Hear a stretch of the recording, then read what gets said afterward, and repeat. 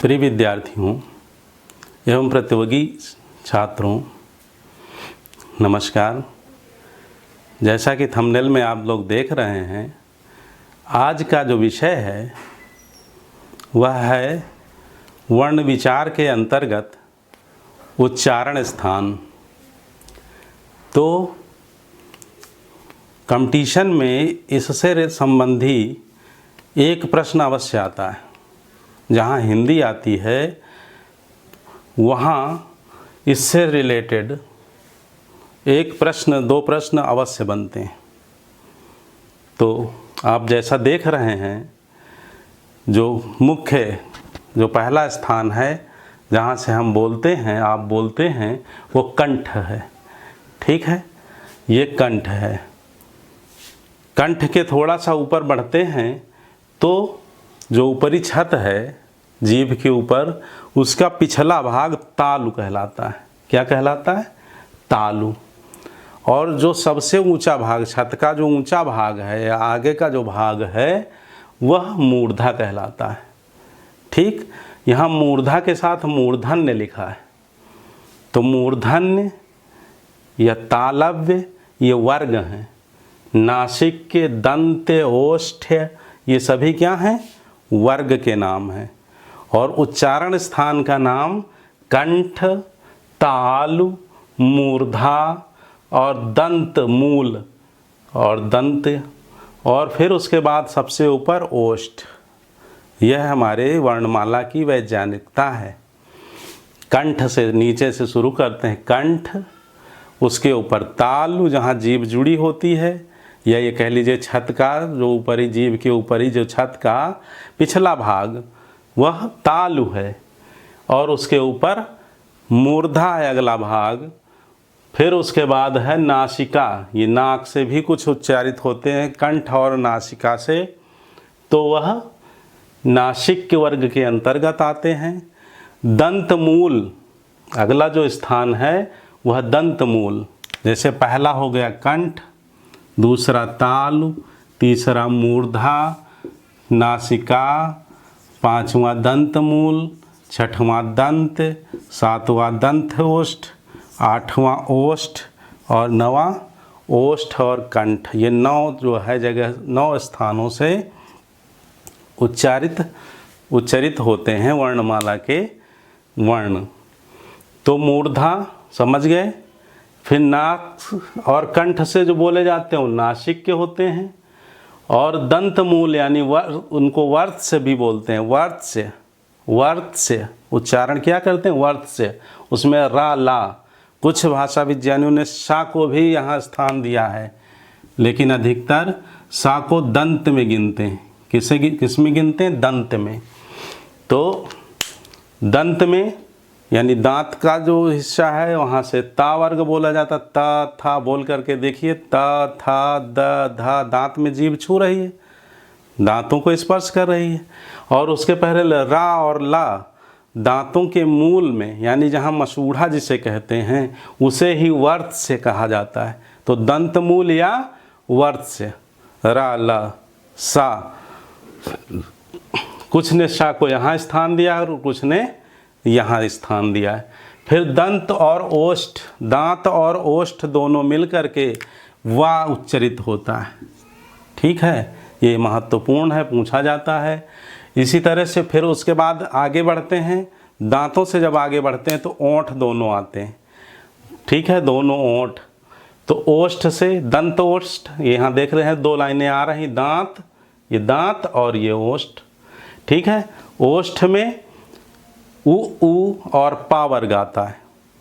ओष्ठ और कंठ में ओ, औ और आ जो गृहीत वर्ण है अंग्रेजी से, जिसमें बड़े आ के ऊपर, दीर्घ आ के ऊपर अर्धचंद्र बिंदु लगाया जाता है, यह ओष्ठ और कंठ, कंठ ओष्ठ भी कह सकते हो इसको, कल बताया था।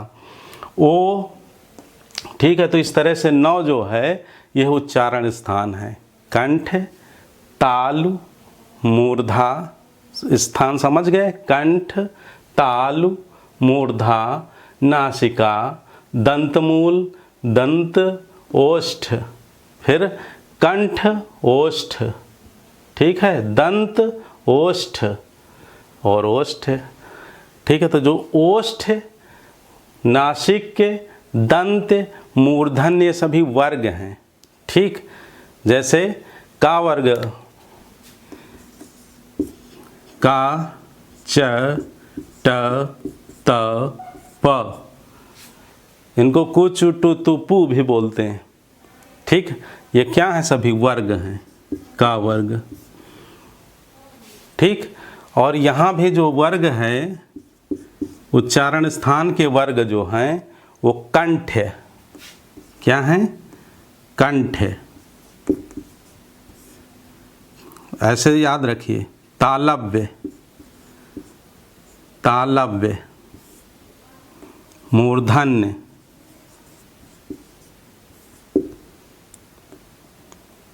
दंत और ओष्ठ,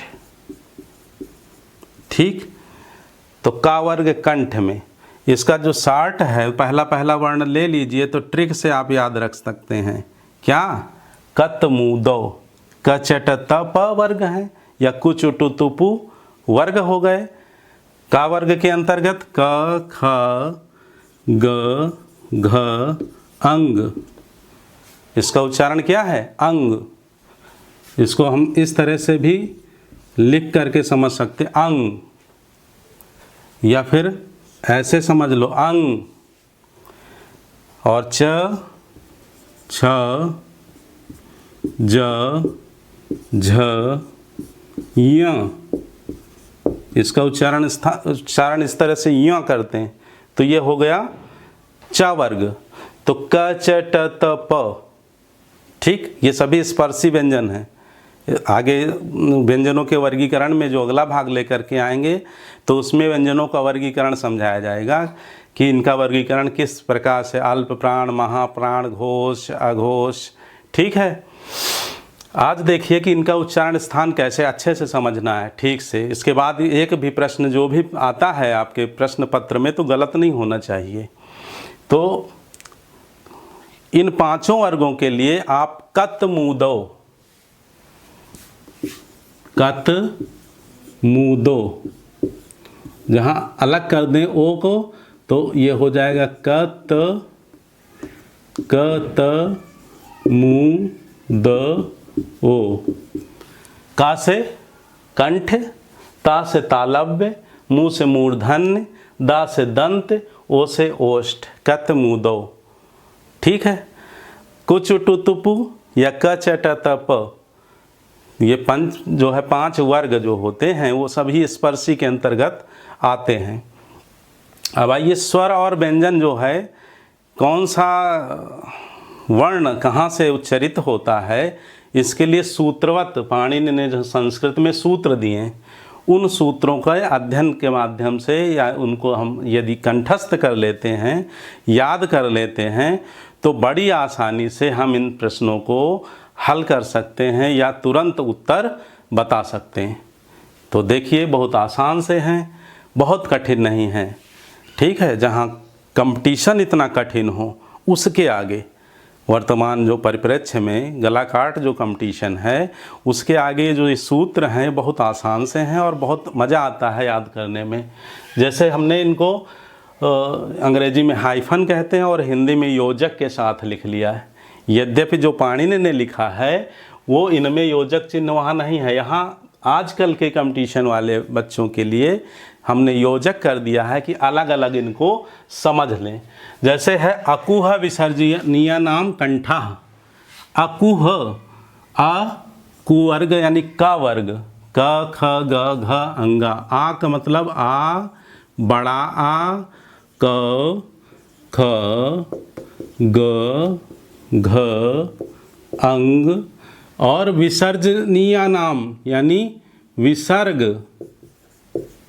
विसर्ग आप लोग जानते हैं, ये इसका उच्चारण स्थान क्या है, कंठ है, ठीक। तो इसके आधार पर अगर पूछा जाए घ का उच्चारण स्थान बताइए या ख का उच्चारण स्थान बताइए या गा का उच्चारण या आ का उच्चारण स्थान बताइए, तो आप तुरंत सूत्र आ पूछ रहा है अकुह विसर्जनीय नाम कंठः, तो आ का उच्चारण स्थान क्या हो गया? कंठ। घा का पूछा जाए प्रश्न में तो घा अकुह विसर्ज का वर्ग यानी क ख ग घ अंग, तो खा या घा या गा या अंग जो भी पूछा जाए या विसर्ग कहा जाए, विसर्ग का उच्चारण स्थान बताइए, तो आप सीधे उत्तर दे देंगे कंठ। फिर है इचु यशानाम, इचु यशानाम तालु। इसका मतलब क्या? छोटी ई, बड़ी ई और चु का मतलब क्या? चा वर्ग। और आप यहाँ देख रहे हैं छोटी बड़ी चा वर्ग य और श, ठीक। इसके लिए ये सूत्र है इचु यश, इचु यश। आप यहाँ देख रहे हैं विसर्जनीय का विसर्ज का विसर्ग लिया है, और यहाँ जो शा है ये शा नाम जो है शान का नहीं प्रतीक है, यहाँ यह तालव्य शा द्योतित करता है। तो ई बड़ी ई, छोटी ई, बड़ी ई, चू का मतलब चा वर्ग, चा वर्ग का मतलब चा, छ, ज, झ, इया, और इसको इया कहते हैं। उसके बाद य, फिर श। कितने हो गए? 5, 2 7 और 2 9। इचु यशा नाम तालु, तालव्य शा इसको बोलते हैं। क्या बोलते हैं? तालव्य श। ठीक, इतनी बात समझ में आई। एक चीज हम देखते हैं कि अधिकतर जो है पश्चिमी यूपी के लोग जो है इसको जो पढ़ते हैं तो कै, खे, गे, घे, ठीक है। तो इसका उच्चारण इस तरह से नहीं होता है, क, ख, ग, घ, अंग।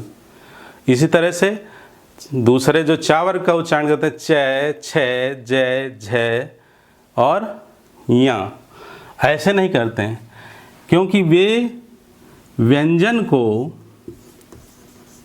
यह समझते हैं कि ये स्वतंत्र होते हैं, लेकिन व्यंजन जो है वो स्वतंत्र नहीं होते। स्वतंत्र कौन होते हैं? स्वर स्वतंत्र होते हैं। स्वर क्या होते हैं? स्वतंत्र होते हैं। स्वतंत्र किस रूप में? घूमते टहलते हैं मार्केट में? नहीं। स्वतंत्र का मतलब है कि इनका उच्चारण जो है बिना किसी अवरोध के होता है, ठीक है, बिना किसी बाधा के, बिना किसी अवरोध के। और स्वतंत्र का मतलब स्वतंत्र उच्चारित होते हैं, इनमें किसी को साथ में लेने की आवश्यकता नहीं होती। जबकि व्यंजन में स्वरों को साथ में लेना पड़ता है। तो जब व्यंजन में स्वर को साथ लेंगे, जैसे मान लीजिए ज है, आप कह रहे हैं जय, तो इसका मतलब ये हो गया, लेकिन लिखा क्या जाता है? ज लिखा जाता है। तो इस ज में क्या क्या मिला हुआ है? ज और आ। तो आप उच्चारण जब करेंगे कै, खे, गे, घ, कितना हास्यास्पद लगता है।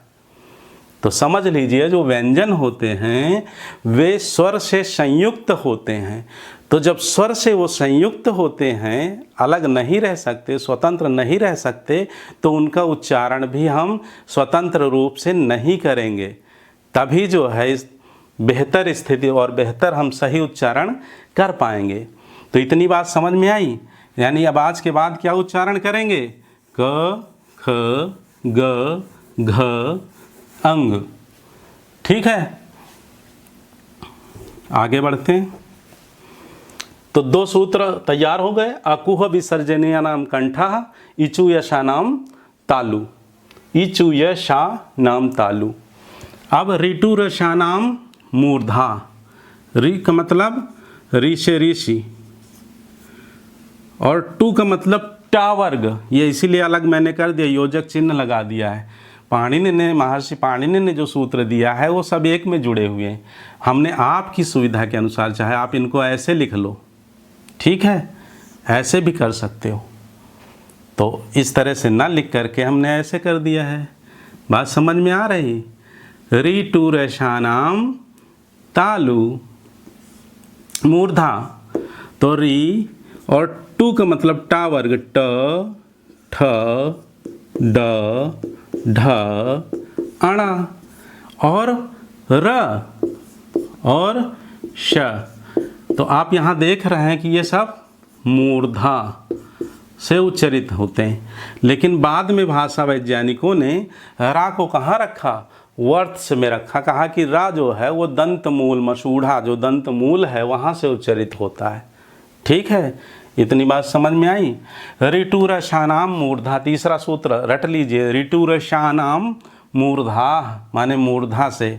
तो मूर्धा क्या है, उच्चारण स्थान है, और जो मूर्धन्य है वो वर्ग है। ठीक है, मूर्धन्य में जो है टा वर्ग आता है, री आता है और श आता है। इसके बाद आगे बढ़ते हैं। ऋतुलशानाम दंता, लृ जो है संस्कृत का वर्ण है, हिंदी में जो इसका प्रयोग नहीं होता है, लेकिन चूंकि पाणिनि ने, महर्षि पाणिनि ने संस्कृत के लिए सूत्र लिखे हैं, तो इसलिए लृ जो है उसके साथ जोड़ दिया है। ठीक है, जैसे लृ प्लस आकृति लाकृति हो जाता है ना संधि में, तो लृ नहीं समझना है, संस्कृत का वर्ण है। तू का मतलब ता वर्ग, बिल्कुल ठीक, बहुत सही। त थ द, ना कि त थ द। ठीक है, त थ द ध न। और आप देख रहे हैं ल, बाद में क्या इसको कर दिया गया है, वर्त से कर दिया गया है, यानी दंत मूल में रख दिया गया है, अलग कर दिया है बाद के भाषा वैज्ञानिकों ने। अब उसके बाद फिर जो है श, इतने अलग हो गए। लृ तू का मतलब ता वर्ग, श ला और श, ये किससे उच्चरित होते हैं, दंत से। किससे, दंत से। और किस वर्ग में आते हैं, तो दंत वर्ग में आते हैं। देखिए यहाँ कत मु द वो, ता था द ध न, कत मु द दंत वर्ग है, उच्चारण स्थान दंत। ठीक, बोल करके देख लीजिए। त थ, आपकी जीभ कहाँ टच कर रही बार बार, त थ द ध, त थ द ध नहीं, त थ द ध न। ठीक है, फिर उपु ओष्ठौ, उपु का मतलब छोटा ऊ और बड़ा ऊ, पु का मतलब पा वर्ग, पु का मतलब प फ ब भ और म। ठीक है, ये किसका, कहाँ से उच्चरित होते हैं, ओष्ठ से। प फ दोनों ओठ, प फ ब भ म, तो ओष्ठ, ओष्ठ का मतलब होंठ। ठीक है, फिर इयमंगणनानाम नासिका, मतलब जो पंचमाक्षर हैं, किसी भी वर्ग के पंचमाक्षर कौन कौन से, जैसे का वर्ग का पांचवा अक्षर क्या है, अंग, इया, अणा, न और मा, ये कहाँ से उच्चरित होते हैं, कंठ और नासिका से। ठीक है, नासिक के वर्ग में तो आते हैं, लेकिन उच्चारण इनका कंठ और नासिका से होता है। इसीलिए यहाँ आप देख रहे हैं पांचवा वर्ग वर्ण जो है, यहाँ अंग, यहाँ इया, यहाँ अणा, यहाँ न, सब रखा गया है। ठीक है, म। फिर उसके बाद बात इतनी समझ में आई, हम इसको क्या लिख सकते हैं, ये देखिए पढ़ने के लिए सूत्र बना है, यम अंग, यमंग ड़ ना नाम, माने इया पहले दिया है, उच्चारण अच्छा सा लगे सुनने में, यम यम अणंग यमंग यम अंग ना नाम। ठीक, नासिका, तो इनका उच्चारण नासिका और कंठ दोनों से होता है, याद रहेगा, नासिका प्लस कंठ, नासिका प्लस कंठ। ठीक, फिर आय दैतौ कंठ तालु, याद रहेगा सूत्र, आय दैतौ। आय दैतौ का मतलब आय जो है दोनों, कौन कौन, ए और आय, वो कंठ और तालु से। आय दैतो, आय आय के साथ उसी तरह का दय, दय माने दोनों, द्वय, ताऊ कंठ और तालु से। ठीक, तो यहाँ तालु कंठ से। आय बोल करके देखिए, आय आओ, आय ए आय। ठीक, इसके बाद ओ दौ तौ, माने ओ जैसे है वैसे दौ तौ, माने कंठ और ओष्ठ से। कहाँ कहाँ से? ओ और आओ दोनों, ओ और आओ दोनों कंठ ओष्ठ से। कल भी स्वर में भी बताया था। ठीक है, दंत से इसमें उच्चारण नहीं होते हैं। ठीक, इसके बाद वकारस्य दंतोष्ठः सूत्र है। वकारस्य दंतोष्ठः माने व जो है वो दंत और ओष्ठ दोनों से उच्चरित होता है। व किससे किससे? दंत प्लस ओष्ठ। ठीक है, तो इस तरह से सभी कोई भी वर्ण पूछा जाए, रा पूछा जाए, रा कहाँ से उच्चरित होता है? तो ऋतु रसानाम मूर्धा, रा मूर्धा से। अगर ऑप्शन में लिखा है वर्त से, मूर्धा नहीं दिया है तो आप वर्त से लिखेंगे, दंत मूल या वर्त से। ठीक है, पहले जो है सूत्र बना तो रा उस मूर्धा से है।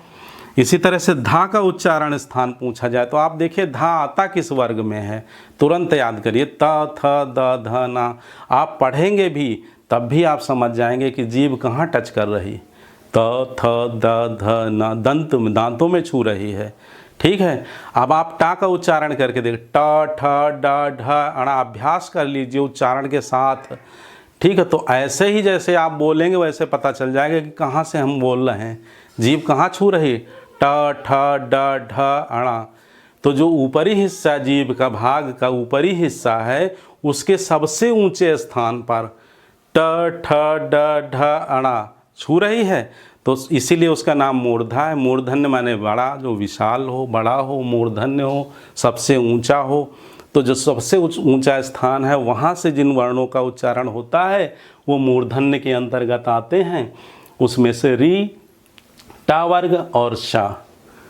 ठीक, अब अगर आपसे पूछा जाए कि बताइए फा का उच्चारण स्थान, तो आप सीधे सूत्र भी अगर आपको नहीं याद हो रहे हैं, एक तो याद हो जाए तो अच्छी बात है, बहुत आसान है। नहीं तो फा पूछा जाए तो प फ ब, आप तुरंत जैसे बोलेंगे प फ ब भ म, तो देख रहे हैं दोनों ओंठ चिपक के बोल रहे हैं, प फ, दोनों ओंठों का प्रयोग हो रहा है, प फ ब भ म। ठीक है, तो सीधे आप लिख दीजिए ओष्ठ। उपु ओष्ठौ, छोटा ऊ और बड़ा ऊ और पूरा पा वर्ग। ठीक है, अब आपसे पूछा जाए माँ का उच्चारण स्थान बताइए, म क्या बताएंगे? तो आप देख रहे हैं कि जो 5 वर्ग जो हैं क च ट त प फ ब भ म आता है, तो माँ प फ ब भ म, माँ का क्या है? ओष्ठ। ठीक, और नासिका, तो नासिका प्लस ओष्ठ, नासिका प्लस ओष्ठ।